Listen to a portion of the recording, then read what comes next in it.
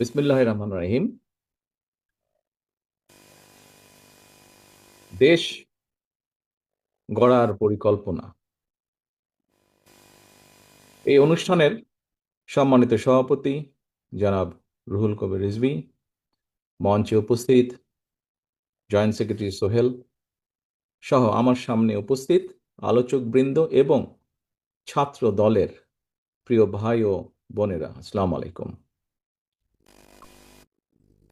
প্রিয় ভাই বোনেরা, আজকে আমরা এখানে যেই বিষয়গুলো নিয়ে সারাদিন আলোচনা হয়েছে, আলাপ হয়েছে, আমি যখন জয়েন করেছি, লাইনে কানেক্ট হয়েছি, তখন আমি দেখলাম বেশ কয়েকজন তোমরা বিভিন্ন বিষয়ে প্রশ্ন করেছো আমাদের কয়েকজন আলোচক বৃন্দকে, যারা তোমাদের সামনে তুলে ধরেছে বিষয়গুলো।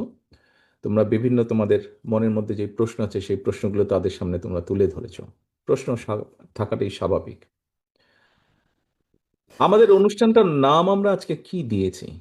আমাদের অনুষ্ঠান নামটাই আমরা দিয়েছি দেশ গড়ার পরিকল্পনা। প্রিয় ভাই বোনেরা, তোমরা যদি, নিশ্চয়ই তোমাদের মধ্যে অনেকেই জানো, যদিও তোমরা ইতিহাসের পাতা থেকে তোমরা জানো, বিভিন্নভাবে তোমরা জানো, শুনেছো, যারা সিনিয়র নেতৃবৃন্দ আছে সবার কাছ থেকে তোমরা তোমাদের জুনিয়র যারা আছে তাদেরকে নিশ্চয়ই বলেছো। এখানে আমাদের আজকে সভাপতি সাহেব ওনার বক্তব্যে একটি কথা বলেছেন যে দেশ স্বাধীনের পরে, 90-এর স্বৈরাচারের আন্দোলনের পরে বিভিন্ন সময় দেশ যখন সংকটের সময় ছিল, সংকটের ভিতর দিয়ে গিয়েছে, এবং তারপরে বাংলাদেশের জনগণ যখন বিএনপিকে দেশ পরিচালনার দায়িত্ব দিয়েছে, তখন ধীরে ধীরে কিন্তু বিএনপি অবস্থার পরিবর্তন ঘটিয়েছে, অবস্থার উন্নতি ঘটিয়েছে বিএনপি। প্রিয় ভাই বোনেরা, এই মুহূর্তে আমরা যদি দেখি, আমরা আগামী 2 মাস পরে একটি নির্বাচন প্রত্যাশা করছি। এই দেশটি গত 16 বছর যেই স্বৈরাচার পালিয়ে গিয়েছে, যেই স্বৈরাচারকে বাংলাদেশের জনগণ বিতাড়িত করেছে আন্দোলনের মাধ্যমে,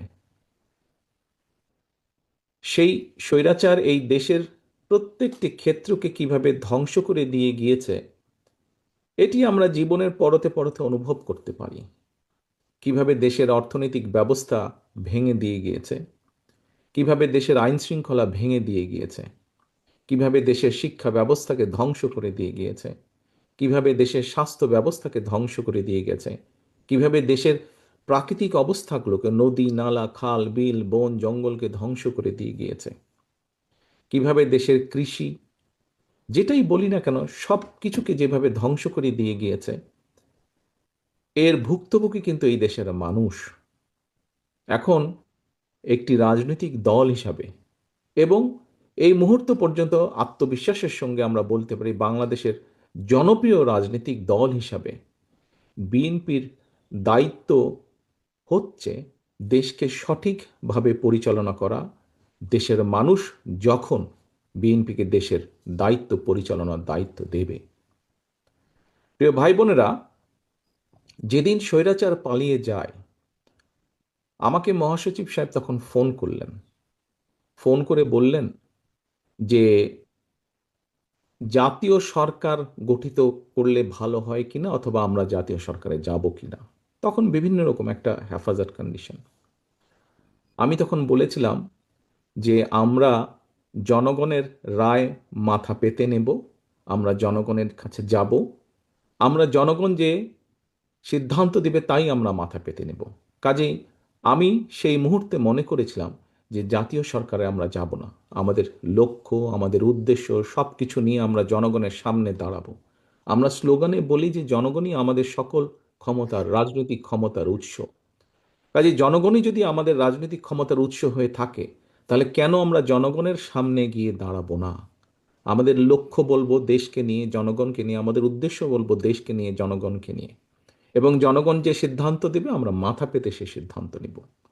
প্রিয় ভাই বোনেরা, তোমাদের নিশ্চয়ই মনে আছে, আজকে থেকে প্রায় 3 বছর আগে বাংলাদেশে তখনও স্বৈরাচার বিপুল দাপটে এই দেশকে, দেশের মানুষের বাক স্বাধীনতার গলা টিপে রেখেছে, দেশের মানুষের রাজনৈতিক অধিকারের গলা টিপে রেখেছে।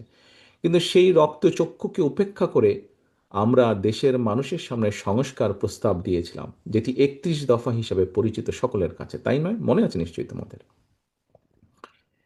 এই 31 দফার মধ্যে তোমরা এই 31 দফা মানুষের কাছে নিয়ে গিয়েছ। আজকে আমরা 31 দফার ভেতর থেকে বিভিন্ন শ্রেণীর মানুষের কিভাবে আমরা ভাগ্যের পরিবর্তন ঘটাতে পারি, সংক্ষেপে তোমাদের সামনে আজকে 8টি সাবজেক্ট উপস্থাপন করা হয়েছে। এর মধ্যে আছে, এখানে এক বোন বলেছে, আহ, সে ক্ষুদ্র জনগোষ্ঠীর প্রতিনিধিত্ব হিসেবে বলেছে। তার প্রশ্নটি অন্যরকম ছিল। অন্য অন্য অনেকেই বলেছে, শিক্ষা নিয়ে বলেছে, অনেক কিছু নিয়ে বলেছে। দেখো, বাংলাদেশ যখন 1971 সালে স্বাধীন হয়, সেই স্বাধীনতা যুদ্ধে লক্ষ লক্ষ মানুষ যুদ্ধ করেছে, লক্ষ লক্ষ মানুষ প্রাণ দিয়েছে যুদ্ধে। অর্থাৎ দেশটি স্বাধীন করার জন্য কিন্তু লক্ষ লক্ষ মানুষকে এক কাতারে এসে দাঁড়াতে হয়েছে। আজকে আমরা দেশ গড়ার পরিকল্পনা, এই কাজটি যদি আমাদেরকে সফল করতে হয়, সারাদিন যে সকল বিষয় নিয়ে তোমরা আলোচনা করলে, এই কাজগুলোকে নিয়ে যদি আমাদের সফল করতে হয়, অর্থাৎ দেশকে যদি সামনে নিয়ে যেতে হয়, মানুষকে যদি তার অবস্থান পরিবর্তন করে ভালো অবস্থানে নিতে হয়, তাহলে আমাদের সকলকে কাঁধে কাঁধ মিলিয়ে কাজ করতে হবে।